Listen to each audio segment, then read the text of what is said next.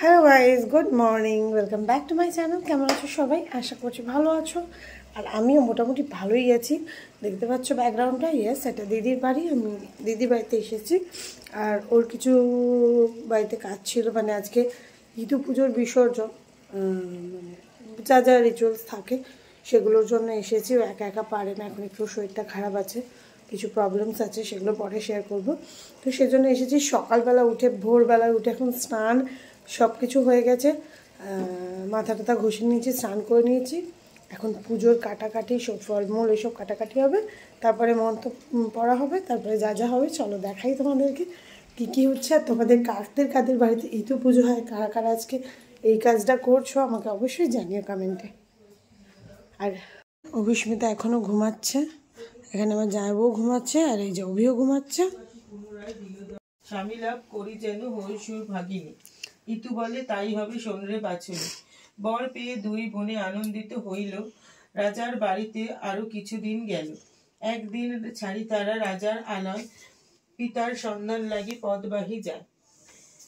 এদিকে পিতার হেতা সংসার উথলে, ধনে পুত্রে লক্ষ্মী লাভ লোকে ধনী বলে। এত সুখে সুখী নয় তাদের জননী, কন্যাদের লাগে কাঁদে দিবস রজনী। নাহি মানে মাতৃপ্রাণ ধৈর্যহারা হয়, হেনকালে কন্যা দুটি আসিল তথায়।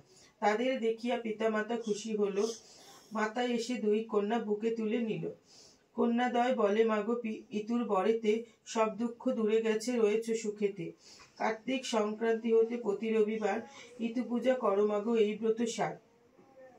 কন্যাদের কথা শুনে জননী তাদের সংক্রান্তি হইতে পূজে কার্তিক মাসে। প্রথম পূজায় তারা বলে জননীরে, ব্রতের নিয়ম পালো অতিভক্তি ভরে। উপবাস থাকি পূজা অবশ্য করিবে, পূজা শেষ হলে পরে আহার করিবে। কিন্তু লোভের বশে ব্রাহ্মণী খাইল, একাগ্র মনেতে পূজা শেষ নাহি হলো। পুনরায় রবিবার কন্যা দেয় মনে করে, উপবাসী থাকো মাগো খেয়েও পুজো করে। ব্রাহ্মণী ভুলিয়া তবু বরবটি খায়, ইতু পূজা করে কিন্তু ফল নাহি পায়। অবশেষে নিষ্ঠা ভরে হইয়া সংযত, ভক্তি ভরে ব্রাহ্মণী করিল ইতু ব্রত। বর্ষে বর্ষে অঘ্রাণেতে ইতু পূজা করে, রোগ শোক দুঃখ আদি সব যায় দূরে। সো দেখতেই পেলে এখনো পুজো হচ্ছে, এখনো অনেক সময় লাগবে, অনেক কিছু বাকি আছে। তো তার জন্য ওদিকে যাই, নয়তো দিদি এক্ষুনি রেগে যাবে কিছু কাজ বাকি থাকলে। যেহেতু হেল্প করতেই এসেছি, আর ভিডিও বানালে তো ঝাড় খাবো, কিন্তু এখন তোমাদেরকে আমার আপডেট দেওয়াই হয় না, আমি কি করি না করি, কোথায় যাই। তো তাই জন্য ভাবলাম ছোট্ট করে একটা শেয়ার করি। তোমরা কেমন আছো কমেন্টসে জানিও। আর এই যে আমার বাবা, তো চলো বাই বাই।